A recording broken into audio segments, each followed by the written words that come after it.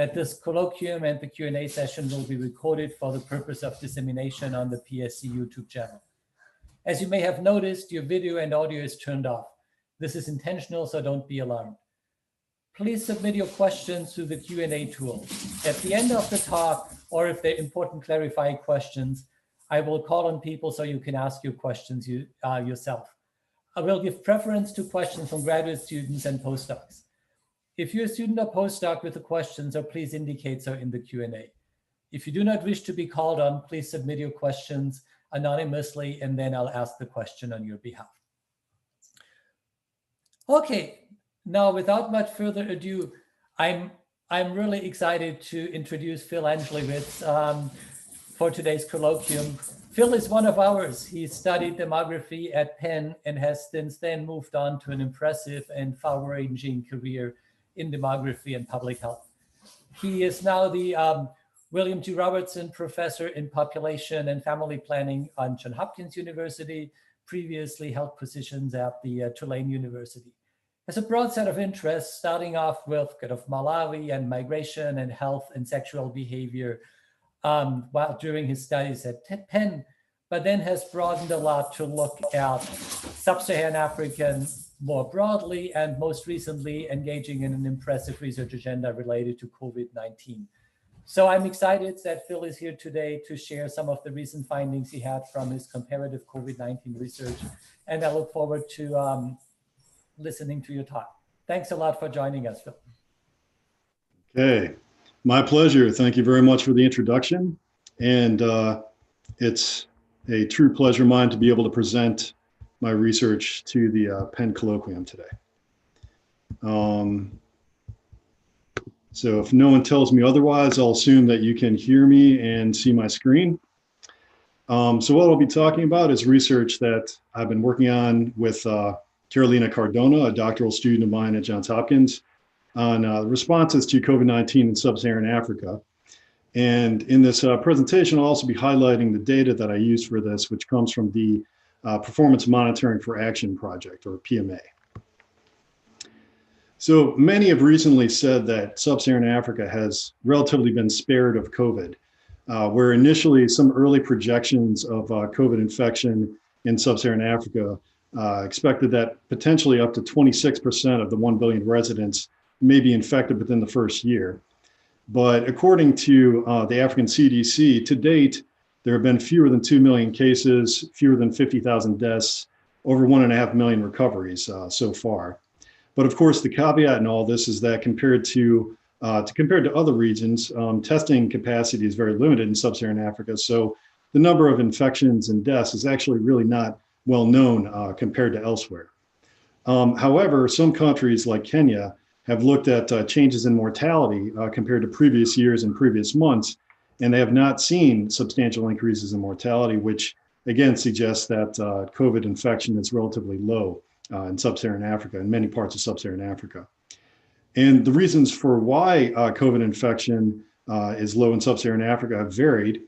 Some have pointed to the young age structure of many Sub-Saharan African countries as one prominent reason, but another could be widespread behavior change, which is what we'll look at here. So I don't think I need to tell anyone here that without in the absence of biomedical and curative preventive treatment for COVID, the course of the pandemic largely depends on adopting protective behaviors. And so, of course, CDC recommends that to help prevent the spread of COVID, everyone should know how COVID is spread, wash hands, avoid close contact, wear masks, cover coughs and sneezes, clean, disinfect, and monitor health. So these are the formal recommendations according to CDC. And according to behavior change models, some of the precursors to adopting protective behaviors for COVID or another type of infectious disease are accurate information about the health threat, perceived risk or vulnerability to infection, and the ability to adopt behaviors that protect one from infection. Now, this might all seem fairly simple in the abstract, but I think, as we all know, this process is much more complicated, not just in the US, but in Sub-Saharan Africa as well, where some notable challenges for being able to adopt protective behaviors that involve these three precursors are things like, well, not everybody's able to do it. Prominent news and speculation about sub-Saharan Africa has suspected that many people in sub-Saharan Africa cannot social distance because they require leaving their house on a daily basis in order to simply earn money that's necessary to feed families on a daily basis. So not everybody can social distance due to the economic impact of COVID in sub-Saharan Africa. Some have also reported that the accuracy of information varies across information channels. So some research from Kenya showed varying degrees of accuracy depending on what the source of information is about COVID. And then obviously we know that not everybody trusts or believes all sources of COVID as well. So there's skepticism that may vary by information channel. We know that risk perception from HIV research, we know that risk perception is not always correlated with actual risk.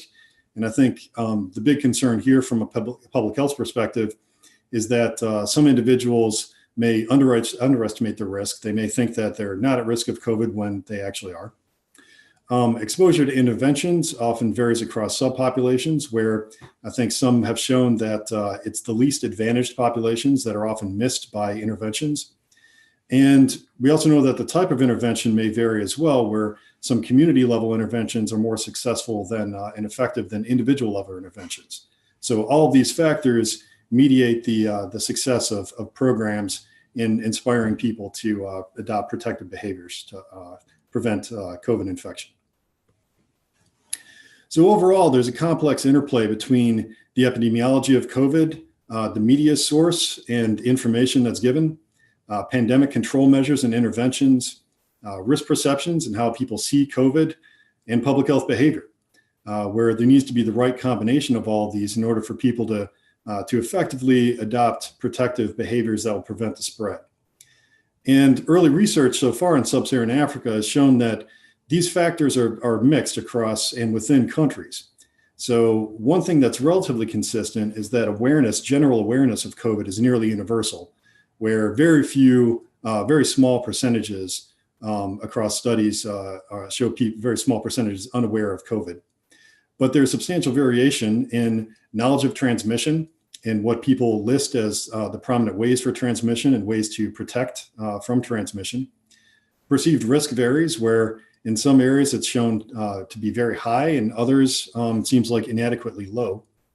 And then also, again, the accuracy of reports of COVID information varies across the source, where some have shown that some communication channels in Kenya and elsewhere have perpetuated information that's not entirely accurate.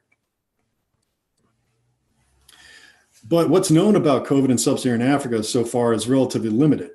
A lot of the research to date comes from small-scale, non-representative studies, so the extent to which these studies apply to a larger population is not known effectively for many existing studies. There are some larger scale studies that many of which have used banks of mobile phone numbers to contact people and administer short COVID surveys. But with these surveys, it's not really known how effectively they can correct for sample bias, knowing that there are likely systematic differences between those who own phones and those who don't in behaviors related to COVID. And there's also often a limited number of questions that can be asked on phone surveys, although some have been successful in administering fairly lengthy surveys. Some of these large-scale surveys have generally been short. And then a lot of the research that's produced by studies have just been simple tabulations, which I think is fine. You know, I think they present information that's the most important things that you'd want to know, but more in-depth analysis of behavior change, I think, is generally lacking, especially in sub-Saharan Africa. And then many existing studies have cross-sectional design, so limited in being able to examine change before and after COVID, and also untangle some of the factors that might be impacted by COVID from those that might influence COVID-related behaviors. So in this research, we use data from 4 geographies in sub-Saharan Africa to look at a few different research questions, mostly related to COVID-19 behavior change and adopting protective behaviors. The first is to what extent did people adopt behaviors to protect from COVID-19 infection? And then how many behaviors did they adopt? And to what extent were the behaviors that were adopted effective or ineffective in preventing COVID? Next, we look at the factors that are associated with the adoption of protective behaviors and use different classifications of these factors, individual level, community level, and COVID-related. And for COVID-related, we look at COVID-related communication and perceived risk. We also look at who's unable to adopt protective behaviors because many suspect that those who are unable to adopt protective behaviors are the least advantaged, like those in the lowest socioeconomic classes. So we look to see whether that's true and also examine the reasons for why people are unable to adopt protective behaviors. And then we look at the extent of variation across these contexts within Sub-Saharan Africa. Again, focusing on 4 geographies, Burkina Faso and Kenya measured at the national level, and then Kinshasa, DRC, and Lagos, Nigeria, 2 of the 3 largest cities in Africa. So we have fairly broad geographic scope for this research. So data from the study comes from the Performance Monitoring for Action study. So PMA started in 2012 following the London Summit on Family Planning. So the origin of the study is primarily from family planning. And it was at this 2012 summit that stakeholders in family planning announced the ambitious plan of 120 million new contraceptive users by the year 2020. So then PMA initially started the year after in 2013 with the initial goal of collecting data on these primary family planning indicators, the key indicators. So PMA worked on an annual and sometimes biannual basis to collect these data for the first phase of the project and operated in 11 countries total to date. Most of the countries are in Sub-Saharan Africa, but PMA also operated in both India and Indonesia. And in most settings, PMA is representative data, nationally representative, that is, but subnationally representative in 3 countries now, DRC, Nigeria, and India. So in the first phase of PMA, which took place between 2013 and 2019, the study had a design of repeated cross-sectional. So again, either on an annual or biannual basis, it was cross-sectional data to produce national level or subnational level estimates of these key family planning indicators. Then in the current phase of PMA, which started last year, PMA adopted a, I think, fairly innovative and interesting design, which is a longitudinal panel with cross-sections embedded within it. And the design for this the study, PMA, is depicted here in this figure, where at the top of the figure in this blue bar, we can see the household panel. And this household panel starts at baseline year 1, which was 2019 or 2020 for each country. And it started with panel enrollment. And then following that in year 2, we see that individuals in the panel either age in, those who turn 15, the minimum age for eligibility, or age out, those who turn 50. And then individuals can also move in and out based on migration patterns and how far PMA goes to interview those who move out. And this continues with the 3rd year of the panel, either individuals aging in or moving out or in. Then at the same time in each year, because PMA replaces those who leave the sample with new households, we can produce both cross-sectional results at the same time as this longitudinal panel study. So we'll provide governments with the cross-sectional estimates of these family planning indicators, but then still be able to look at changes in populations over time through this panel study. And through the panel, we'll be able to look at family planning dynamics and changes in contraceptive use and other outcomes over time. Then on the bottom of this diagram, we see another feature of PMA, which is the data collection for family planning service delivery points, which for this phase of PMA is also a panel. It takes place in year 1, year 2, and year 3, following the same SDP service delivery points over time. And then service delivery points are both private and public in nature. And then another feature of the service delivery point section component of the study are client exit interviews, where we interview women who go to these facilities for family planning services in particular, and ask them questions about service quality and follow up with them at the 6-month mark.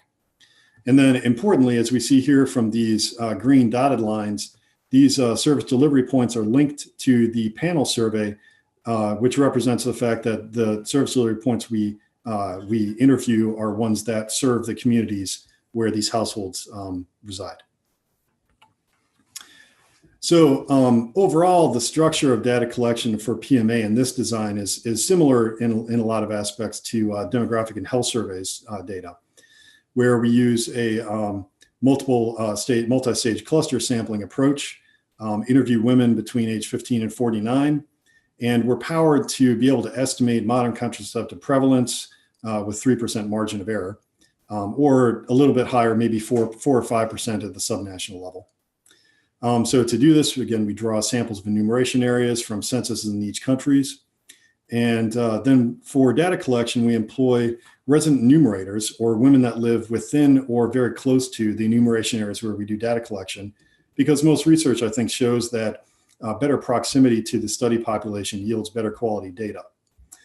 Then to ensure that the data are representative, we weight all the data to account for study design and sampling, as well as refusal and non-response.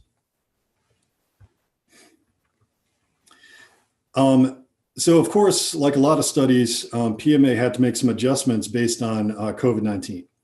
So this figure depicts the adjustments that we made, where off to the far left, we list the 8 countries where we collect data: Congo, Nigeria, Kenya, Burkina, India, Cote d'Ivoire, Uganda, and Niger. That's for the current phase of PMA. And these set of 8 countries are effectively separated into 2 groups of 4, where the first 4, Congo, Nigeria, Kenya, and Burkina, collected their baseline survey data in the 4th quarter of 2019 and the 1st quarter of 2020. Whereas the second set of 4 countries, India, Cote d'Ivoire, Uganda, and Niger, they were scheduled for the 1st quarter of 2020, but then had to push until quarter 3. So the first 3 countries here have finished their data collection just recently. The last one, Niger, is currently underway. So these red lines reflect the change in schedule. But then these first 4 countries served an opportunity for collecting data on COVID, where instead of doing our client exit interview follow-ups as scheduled in the 1st quarter or 2nd quarter of 2020, we administered a COVID survey in the 2nd quarter of 2020 in these first 4 countries, as represented here in the red where it says FQ. So for PMA COVID data collection, we used phone numbers that were collected from participating women in the baseline survey. And then the same interviewer who interviewed these women at baseline then conducted a COVID-19 survey with them over the phone and collected information on smartphones using an open data kit. The target samples were women who provided phone numbers in Kenya, Burkina, DRC, Kinshasa, and Nigeria, Lagos. So we're representative of these areas. And then one asset of this study design is that we can link baseline survey information, socioeconomic characteristics, family planning characteristics, with the COVID-19 survey for the same people. The image on the right of this screen shows our response rates, which varied across countries, which not surprisingly was largely due to differences in percentage owning a phone number. So the percentage interviewed is represented in blue down at the bottom and ranges from 67, 68 in Kenya and Nigeria to a low of 43% in Burkina. And then about between 4 and 17% weren't interviewed, but did give us a phone number, but weren't interviewed. And then the largest reason for non-response here was not owning a phone number. So knowing that women who own phone numbers and provided them, as well as women who answer the survey, are likely different from the women who did answer the survey, we used inverse probability weighting to adjust for differences in characteristics between women who don't provide a phone number and didn't respond to the survey compared to those who did. And we use our baseline data for this inverse probability weighting. Okay, so next, want to start by presenting some information, some of the basic characteristics of COVID as background for the context in each of these areas. So this shows graphs of percentage of women who have heard of COVID, as well as percentage taking any action to prevent COVID infection. And we see that the results here are fairly consistent across countries and fairly clear that overwhelming majority of women have heard of COVID, which is not surprising because that's been found elsewhere. We see that low as 80% in Nigeria, Lagos, that have heard a lot about COVID. Then the highest is in DRC, Kinshasa, where 95% of women, almost 95% have heard a lot. If they haven't heard a lot, they're more likely to have heard of some rather than the other two categories. And then the percentage of those who have not heard anything at all is basically negligible across all these settings. Then turning to the right, we see that, again, the percentage who have taken adopted some behavior to prevent COVID infection, vast majority in all countries, where only in Burkina was there close to 5% that haven't done anything. But in the other settings, it's over 97% of women who have taken some behavior to prevent against COVID infection. So given these first two graphs, it's not surprising that, again, large percentages of women report being concerned about infection. So this is our primary risk perception measure. We ask women, how concerned about COVID infection are you? Ranging from very concerned, concerned, a little concerned, and not concerned. And we see results here for very concerned is represented in purple, and that's the vast majority of women in all contexts. A little bit or concerned is represented in the darker purple, a little concerned in blue, and not concerned in green here. So we see some variation across countries, unlike the other two measures, where the most extreme example is Nigeria, Lagos, where over 80% of women were very concerned about COVID. In DRC, Kinshasa, where it's only just over half were very concerned, and Kinshasa has the largest percentage of being not concerned, which is almost 20% of the sample. Then we also asked women to list COVID-19 symptoms that they were aware of. And we see the frequencies of listing these symptoms shown here on the right. The most common symptoms that were listed were cough and fever and shortness of breath. And other symptoms like diarrhea, loss of smell and taste, and muscle aches were generally not well known across countries. But we do see some variation in the percentages reporting these symptoms across countries where, for example, Burkina Faso, represented in the darker purple bar here, less likely than other countries to report cough and fever, but more likely to report runny nose, also less likely to report shortness of breath. And then we also see that Kenya was more likely to report headaches than other countries were, more likely to report shortness of breath, as well as muscle aches and chest pain. So some variation across country, but overall, I think some of the main symptoms, especially those that are more related to flu, seem to be listed here and captured and fairly well known by most respondents in our survey. Then PMA asked, have you taken any action to prevent infection? And if so, what? And there were 10 different options of behaviors that individuals could adopt in order to prevent from infection. And of those behaviors, 7 were effective, essentially, and 3 were not seen as being effective behaviors to prevent COVID infection.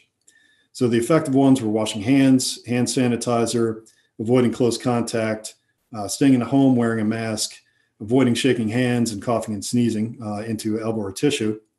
The ineffective ones were prayer, traditional practices, and vaccination. And of course, individuals could select as many of these behaviors as they were adopting. So looking at the patterns of adopting these behaviors off to the right, we see once again that several behaviors are fairly prominent, although there's some variation across countries.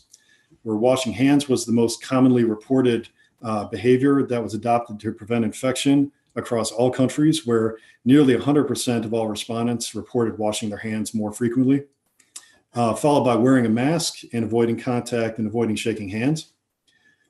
And we do see some variation across countries where Nigeria, Lagos had lower percentages of all of these 3 behaviors, shaking hands, avoiding contact, and wearing a mask, than the other countries, but larger percentages of reporting prayer than the other countries as well. And we see when we look at comparing the effective and ineffective, there are relatively small percentages reporting vaccination or traditional practices, but for ineffective behavior, relatively large percentage in all countries reported prayer. So this behavior change question forms one of the outcome measures of interest for the study. And the way that we construct our main outcome measure is by looking at behavior change intensity, which is measured as the overall number of behaviors adopted to protect against COVID. So this is the number out of 10. And then we, again, separate or distinguish between effective and ineffective. So we look at the overall intensity out of 10, and then the effective behavior intensity out of 7. So we model this as a number of behaviors instead of a percentage or other ways for several reasons. First of all, because nearly the vast majority of individuals adopted some behavior, there's really no variation. There's hardly anyone who did nothing. So this isn't effectively measured as a dichotomous some or none measure. And we also felt like generally more behaviors are generally better because it ensures greater protection against COVID overall. And then also, it seemed that some of the behaviors that were recommended for protecting against COVID were mandated by the government. So the more that you count, the more you get into some that are voluntary as opposed to some that are mandated by the government. So then looking at the overall average number of behaviors that were adopted across context, on the right, we show a graph here that has the overall number as well as the number of effective behaviors. So the overall total number of behaviors ranges from about just under 7 to about 7.5 across countries. And then the number of effective behaviors out of 7 is almost 5. So we see that overall individuals were adopting a fairly large number of behaviors to protect against infection. So then with that as one of our main dependent variables, outcome measures, we also look at characteristics that are associated and predict this adoption of COVID protective behaviors. So among these measures, we include sociodemographic characteristics, which are all measured from the baseline survey from the longitudinal panel. That includes age, parity, education, household wealth, marital status, and number of household residents. Household wealth is measured in tertiles after constructing principal component analysis of household assets, the standard approach for measuring household wealth. So we used tertiles. We also looked at quintiles, but results didn't really change at all with that. So tertiles seem to capture most of the important variation. And then we also have COVID-related measures, specifically COVID risk perception, which we dichotomize as very concerned or concerned compared to a little or not concerned. Second, because community level measures could also have a strong influence on the adoption of behaviors, we look at community level wealth, which is the EA average wealth score from the principal component analysis of the household index, which again is measured at baseline. And community perceived risk of HIV, which is the enumeration area average percentage, very concerned or concerned. And so for both of these community measures, we remove the individual scores to account for, to reduce chances of endogenating. And a third set of independent variables or influences on behavior change, we look at our communication channels. So PMA in their survey asked individuals, how did you learn about COVID-19? Media channels included, and then this basically, the options for this broke down to really 3 different categories. The first was media channels, including the basic media modes that were available across countries through phone messages, newspaper, radio, TV, and so on.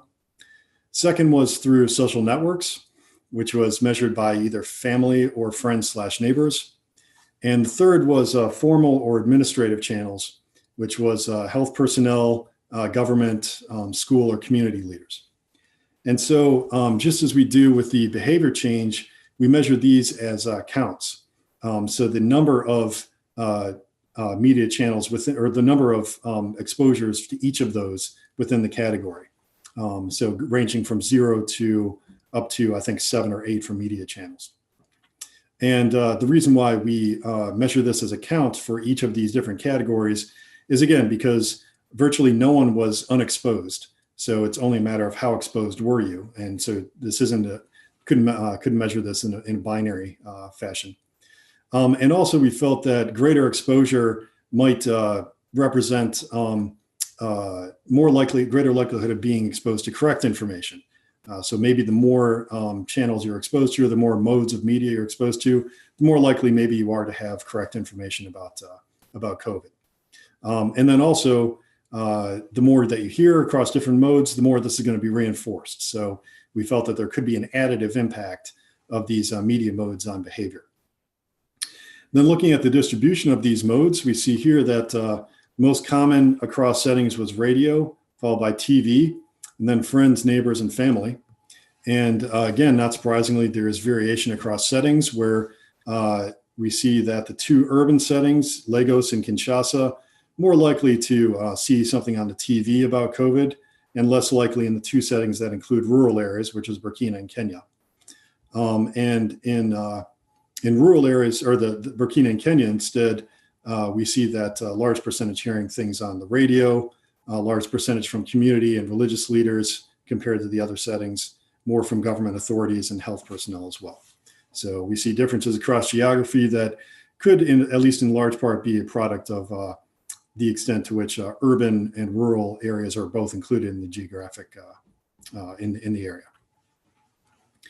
So for analysis, we run multi-level regression models, including weights. So we have individuals who are nested within these enumeration areas and have the community level measures, the 2 community level measures that I mentioned. The weights that we use in this analysis vary by level, and they account for the study design and sampling approach, non-response at baseline, both refusal and not found. And then we use the inverse probability weights also for phone ownership, and then responding to the phone survey. So we use several different types of weights, both including the inverse probability weighting, as well as some of the sampling and study design weights. The regressions that we use are either linear or logistic, depending on the outcome. And for comparability, because only 2 of our sites include rural areas, we separate Kenya and Burkina into urban and rural, and then compare all the urban areas to each other, and then the 2 rural areas to each other as well.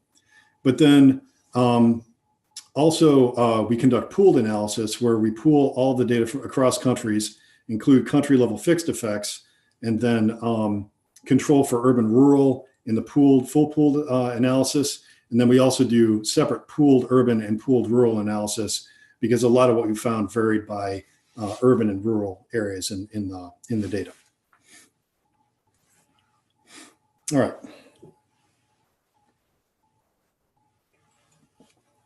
So here we have the first set of results for the factors associated with what we call behavior change intensity, which is the dependent variable in this case is the number of behaviors that were adopted by individuals, again, ranging from 0 to 10.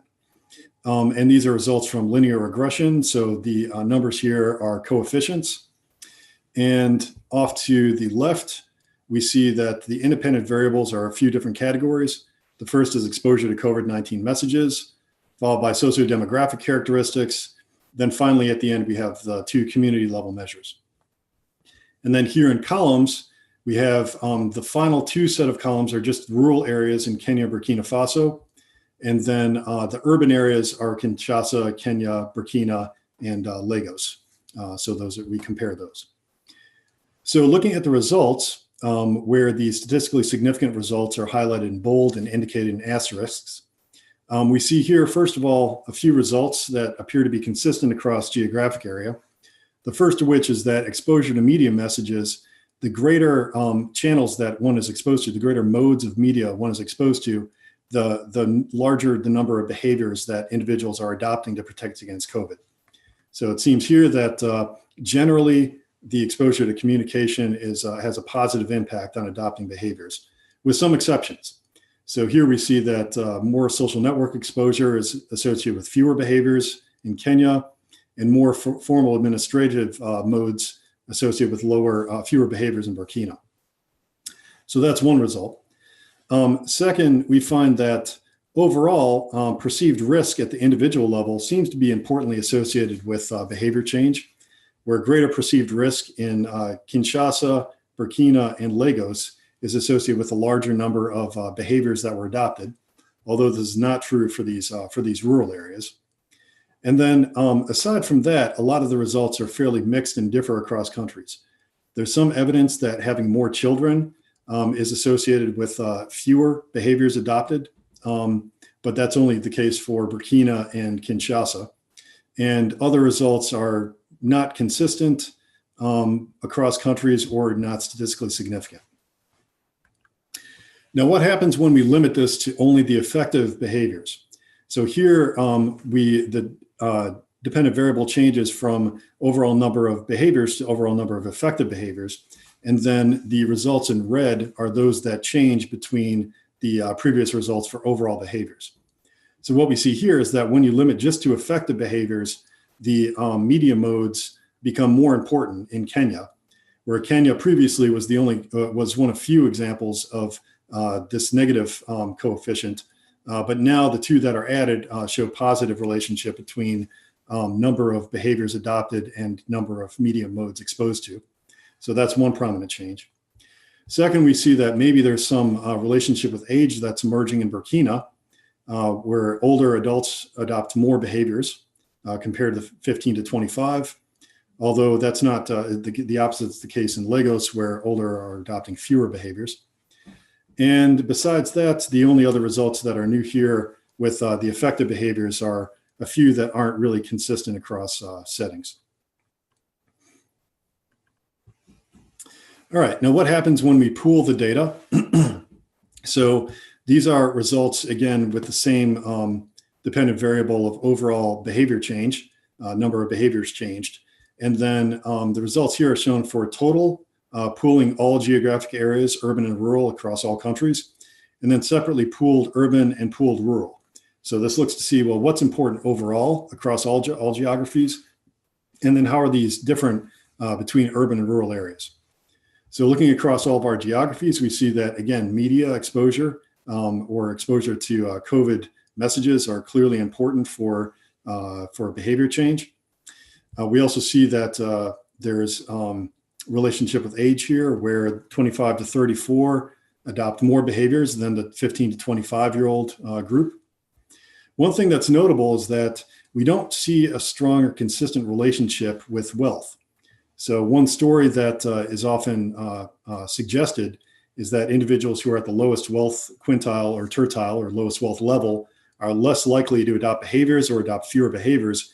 And we really don't find that here. In fact, the only significant relationship is that middle wealth in urban areas are adopt fewer behaviors. Turning to risk perception, though, this is where I think we have some results that are particularly interesting.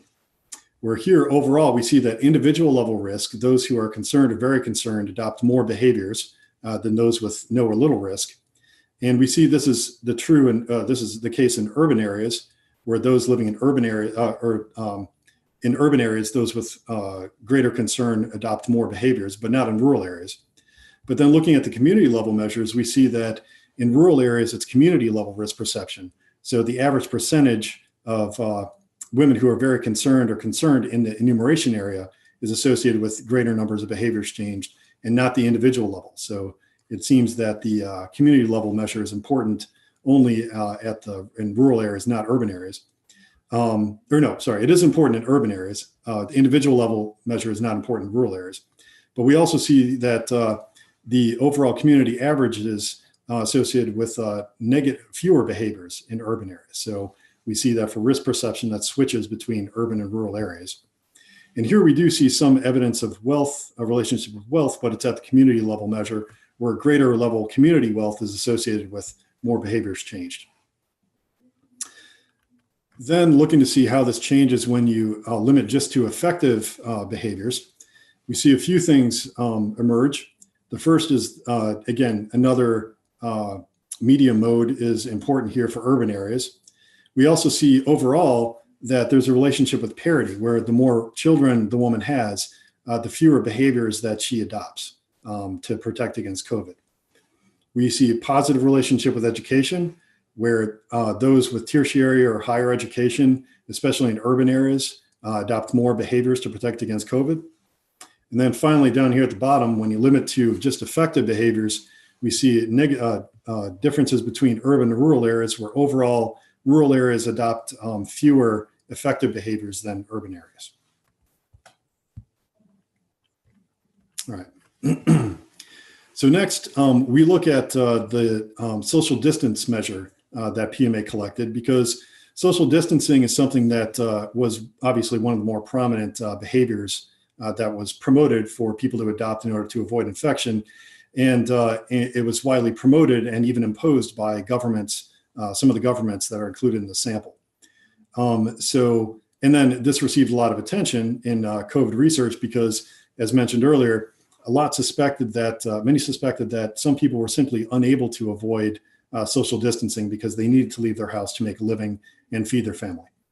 So we look to see who's able to social distance and who isn't, using the question, are you able to avoid contact with people outside your household?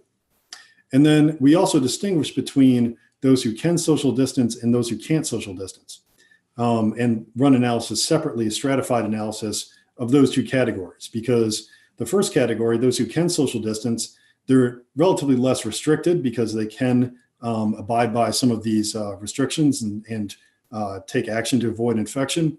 So they should be able to adopt more behaviors as well. But we want to see variation within those who can social distance. So among these who can social distance, who's doing more or less. And then similarly for those who cannot social distance, even if you're restricted and you can't social distance, still other behaviors to protect against infection are possible. Now, before getting to the results, we also asked respondents their reasons for not being able to social distance. And the reasons really broke down, I think, into two categories, generally speaking, where some women were not able to social distance due to activities that were needed to maintain the household, things like visiting the market, visiting the water source, and healthcare. So those are things that are just basic needs oftentimes for households and needed for the women to maintain the household. And the second were social obligations like religious services, funerals, and visiting friends and family. So the patterns for these behaviors and these reasons for not being able to avoid social contact with others follow a pattern that I think is not unexpected, where the most prominent reason was visiting the market. And this is consistent across all settings to be either the first or second most common reason for not being able to avoid social contact. Second is work. And then we see, not surprisingly, that for work, it's really those who, women in Lagos, in the city, not able to avoid social contact due to work. And then the two areas that have rural parts, Burkina and Kenya, we see that healthcare, funerals, religious services, and some of the social reasons for not social distancing or not being able to avoid contact are prominent in these rural areas. So that's generally what we expected to see. Then looking at these results, these are results from logistic regression. So the numbers here are odds ratios. And we see similar patterns to what we found before, where once again, the media mode exposure is significantly associated with the ability to social distance across settings. But the exact direction this takes varies across the setting, where additional social network exposure in Kinshasa and Kenya is associated with lower odds of being able to social distance, whereas it's associated with greater odds for Burkina urban and Burkina rural.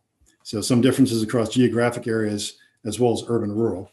And similarly with formal administrative, this differs lower odds of being able to social distance in 3 of these geographies, but higher odds in Kinshasa. So aside from that, we see also that parity is important, where once again, women who have more children, less able to social distance. So this is especially the case in Kenya. In Kenya, it seems to be driving a lot of the results for this parity in particular. What we don't see very much evidence for here is the influence of individual level wealth. So while it was suspected that those of lower wealth would be less likely to social distance, we don't really find much evidence for that. Only that in Kenya, those in the highest wealth tertile were more likely to social distance than those in the lowest. And then we see here that there's more evidence that community level mean wealth matters. But again, this moves in opposite directions, different directions across settings. And similarly with community level perceived risk. So generally higher perceived risk is associated with greater odds of being able to social distance, but there's the exception of Lagos here, where it's the opposite relationship. And then the pooled results, we see once again that the channels here, one additional media modes associated with lower likelihood of being able to social distance. Parity, women who have more children in both urban and rural areas and overall, less likely to be able to, lower odds of being able to social distance. Individual level risk perception follows the same pattern as the overall number of behaviors adopted. And same thing with community level risk perception. Then here we see that for the community level wealth, higher mean average wealth score at the EA level is associated with lower odds of being able to social distance as well. So what happens when we split this up into those who are able to social distance and those who are not able? Well, here's the results for limiting the sample to those who can social distance, who's doing more and less. So we return to the linear regression where the dependent variable is the number of behaviors that were adopted. Here we see that generally speaking, again, exposure to messages among those who can social distance, more likely to adopt more protective behaviors. Education, we see what might be a pretty interesting relationship here, greater levels of education associated with fewer behaviors that were adopted among those who can social distance. And then other results here generally vary across settings. And for the pooled among those who are able to social distance, again, we see consistent importance of the media exposure and negative relationship with parity, so greater parity, fewer behaviors adopted, and education, again, negative relationship in both urban and rural areas, but not in the total sample. And then the individual level risk perception is similar to, and the community risk perception is similar to what was found before. Now, how does this differ for those who are not able to social distance? So we see that communication, again, still matters. But what's important here seems to be education, parity, but only for some settings. What's more consistent here is the number of household members, where women who live in households with more members adopt fewer behaviors in Kinshasa, Kenya, and Lagos, in Kinshasa, but then greater number of household residents adopt more behaviors in Lagos and Kenya. And then the pooled for not being able to social distance, again, consistently show that the relationship with communication, we see that a pattern emerges with age. So those 25 to 34, 35 to 49, driven largely by rural areas, adopt more behaviors than younger. Number of household members is important, but differs between urban and rural. And also a difference overall among those who are not able to social distance. We see that those who live in rural areas are adopting fewer behaviors than those in urban areas. All right, so wrapping up, overall, what do these results tell us about the overall theoretical framework used for behavior change in infectious disease in Africa in the context of COVID, as well as what factors are associated with adopting behaviors to avoid COVID and more behaviors. So first of all, this generally shows support for the importance of communication campaigns and risk perception on behavior change, where some of the more consistent results were not the sociodemographic characteristics, but were more exposure to communication campaigns and having high levels of risk perception. So strengthens the suspicion that in these theoretical models, the importance of communication and risk perception is validated. We also see that communication campaigns are highly important, although one caveat with this is that for social distancing, those who go out may be exposed to more messages. So it's not necessarily the case that exposure to messages is always leads to more protective behaviors. We see that perceived risk is associated with COVID avoidance, and greater perceived risk is associated with more protective behaviors, but there's a different relationship between urban and rural, where individual level risk perception is more important for urban areas and community is more important for rurals. And the narrative that the poorest are unable to social distance or adopt fewer behaviors just doesn't seem to be accurate. We see very few differences across wealth categories in this. Instead, what seems to be important is caregiving and maintaining the household.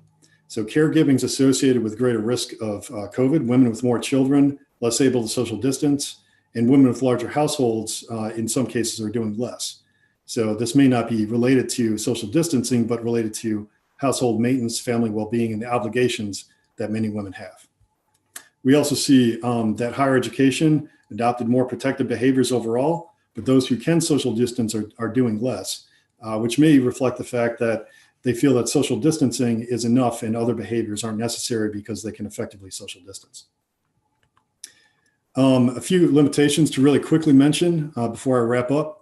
So some things are still not known in research on COVID, especially in Sub-Saharan Africa.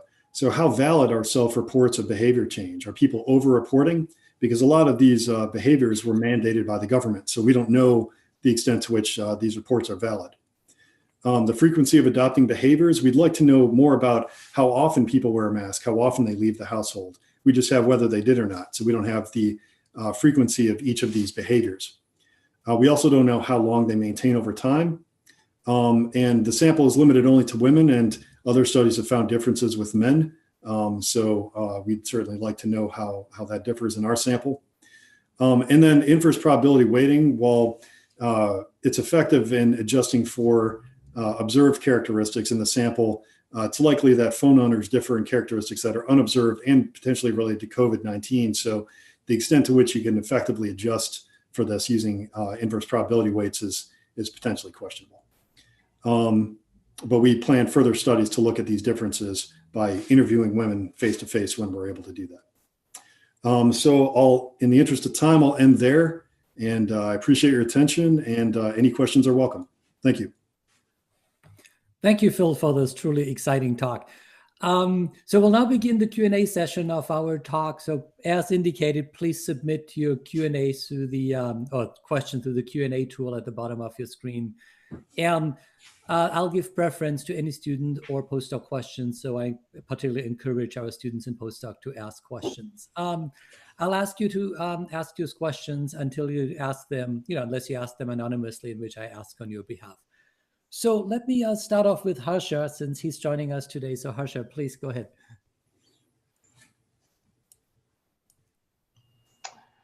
Phil, thanks so much for that presentation. I had a question for you about the risk perceptions data. It's very interesting. And specifically, what I'm wondering is whether you're able to link these measures, the responses from participants, to the number of reported cases in the locations where people reside.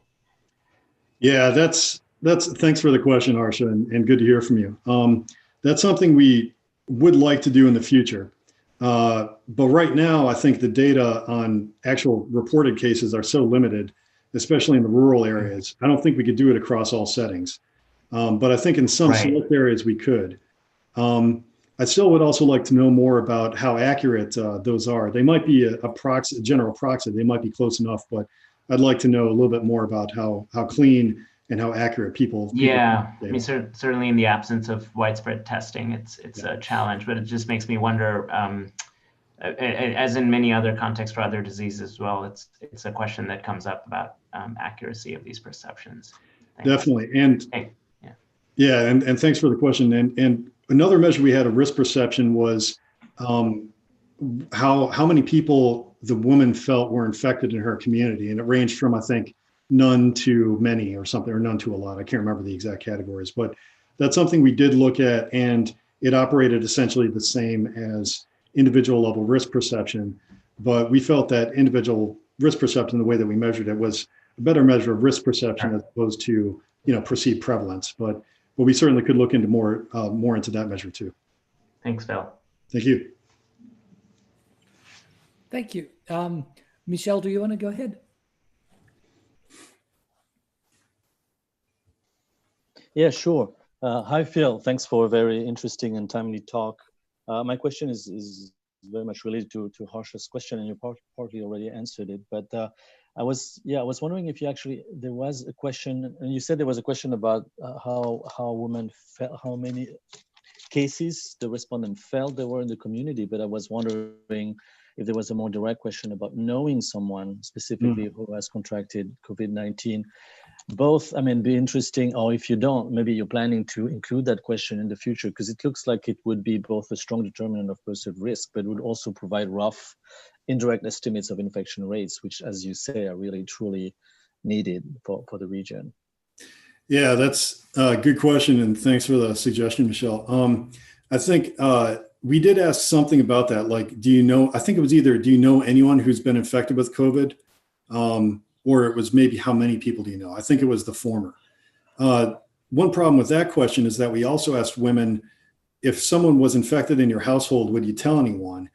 And a non-insubstantial percentage of women said that they would not tell someone if someone in their household was infected. So I also wonder, I guess maybe it's somewhat innocuous if you just say how many people you know who are infected, but I wonder if that might also suffer from, bias in its report if women are reluctant to mention anyone in their household who's infected. So thanks. We'll look into that too. I think that's an important measure, and maybe we'll do some more work to see how accurate those reports are. All right. Thank you. Thank you. Now I'd like to give the floor to Michael. So Michael Lakansky, please. Hello. I would like to ask if there's been any attempt to correlate some of the behaviors and knowledge with what is known about pre-existing HIV and AIDS infection rates. If I recall, there's substantial subnational variation in those rates. And so that really has to have some impact on the both behaviors, knowledge, practices, almost every element you could think of a causal mechanism for prior infections to affect outcomes. So I was wondering if you thought about that. Yeah, that's a great suggestion. Thanks. And that's something we could look into using data from other sources, I think. And then also, I think it's something that's worth pursuing in greater detail, looking at, another theory that's been floating around is that because Africa has been vulnerable to other epidemics and pandemics and infectious disease in the past, like Ebola and HIV, that better prepares residents to adopt these kind of behaviors and respond to behavior change approaches. So I think that's certainly possible, and it's something that we could look into, as well as just the general intersection with HIV. So we haven't done it, but thanks for the suggestion.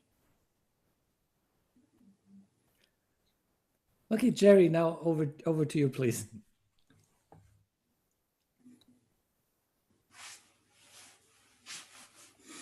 Hi, Phil. Thanks a lot for an interesting talk. I had a kind of a sampling question. Starting off, you said something along the lines that, two of the samples were only cities, and so the sampling errors were a lot larger.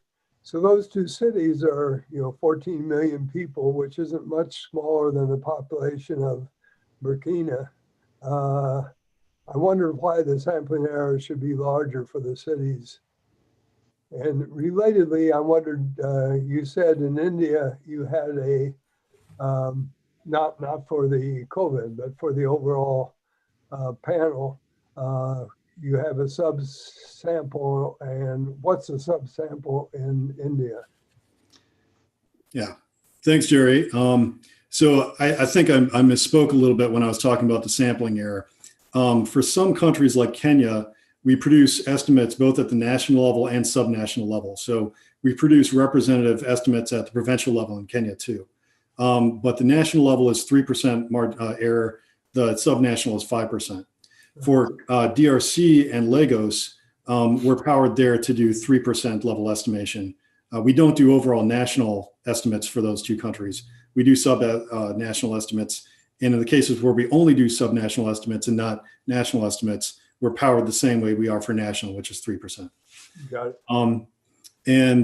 For India, we work in Rajasthan state. In fact, we're collecting, we just finished data collection there for the first round of the panel and included a smaller survey on COVID there. So we'll have COVID behaviors, attitudes for Rajasthan pretty soon as well. Terrific. And maybe if you're fast, the final question by Iliana. Yeah, well, thank you. So Phil, I'm just wondering if you have any information on the husbands of these women. And specifically, you showed some of these urban-rural differences. And I'm wondering to which extent the behavior of the women is determined actually from what, from the behavior of their husbands. And if, this is related, for instance, to their autonomy to make decisions, how to behave, which practices to adopt, and so forth. So do you have any idea, any information on this, or have you looked at this? Ileana, I really wish I had those data, but basically just due to cost, PMA is stuck with interviewing women right now. But I would suspect that what you say is true, and true not just of COVID, but also true of family planning. So I think we're really pushing for a male sample to be added to PMA, and we're hopeful that it will be in the future. But in the meantime, I think we have to rely on data sources, great data sources like the MLSFH for that kind of information. So I hope you guys are working on that analysis because I'd love to see it. Okay, terrific. With that closing, thanks again, Phil, for giving this presentation. If any of you have additional questions for Phil, please reach out to him. I'm sure he's glad to answer. So thanks again, and hopefully we'll see many of you again next week.